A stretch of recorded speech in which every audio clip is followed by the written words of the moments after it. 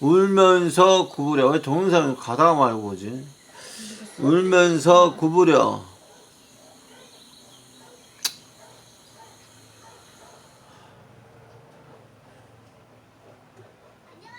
무덤 안을 들여다보니. 네, 오늘 말씀의 중심 주제를 마리아가 나오네요.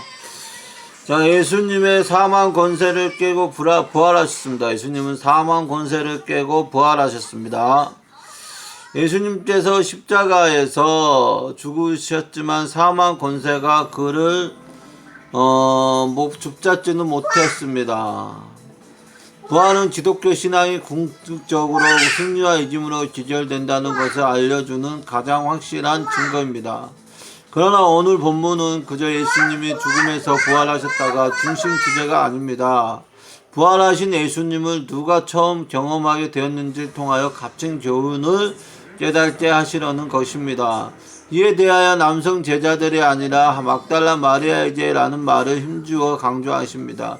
왜 그럴까요? 남성 중심의 리더십으로 구성된 사회에서 여성의 이름을 제일 먼저 부활의 증인으로 제시하는 것은 무엇을 말씀하시려는 것일까요? 이에 대해 차별은 없지만 차이가 있어서라고 답하고 싶습니다.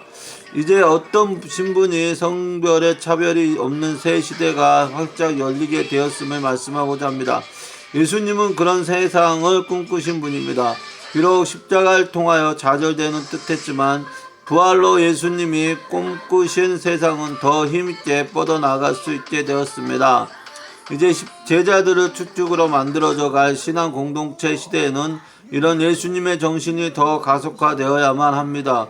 복음의 가치로 그 어떤 인간적이고 세속적인 장벽이라도 무너뜨리면 땅끝을 향해 진군해 가야만 합니다. 이 세상을 향한 포문을 여는 사건이 바로 부활하신 예수님이 남성 제자들이 아닌 마리아에게 나타나신 것입니다. 다음으로 차별은 없으나 차이가 있기에 마리아에게 부활하신 예수님이 처음 나타나셨습니다. 마리아는 제자들과 같지만 달랐습니다. 제자들과 마리아가 같은 점은 모두 부활을 믿지 않았다는 것이고 무덤에 찾아간 마리아가 무덤이 비어있는 것을 베드로와 요한에게 전했습니다. 이제 그들이 무덤을 찾아가 두 눈으로 무덤이 비어있는 것을 확인했습니다. 8절에 베드로가 먼저 간 요한은 무덤이 빈 것을 그제야 보고 믿게 되었다. 이것을 보고 믿었다는 것인지 확실하지는 않지만 이제 비로소 혹시 예수님이 부활하신 것이 아닌가 하는 생각을 했다는 거죠. 9절에 보시면 제자들은 그때까지 무덤의 부활을 믿지 못했던 것이 분명합니다.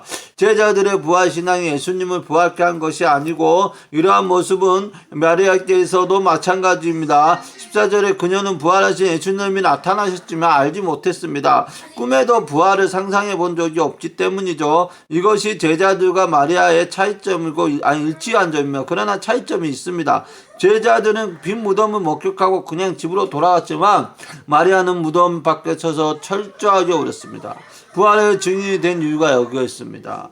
진한 눈물이 바로 그것입니다. 적용하게 남성 제자가 아닌 마리아를 첫 부활의 증인으로 세게 된 이유는 뭔가 그거는 예수님은 차별이 없으시다는 겁니다. 그 시대는 남성 차별 시대였구만.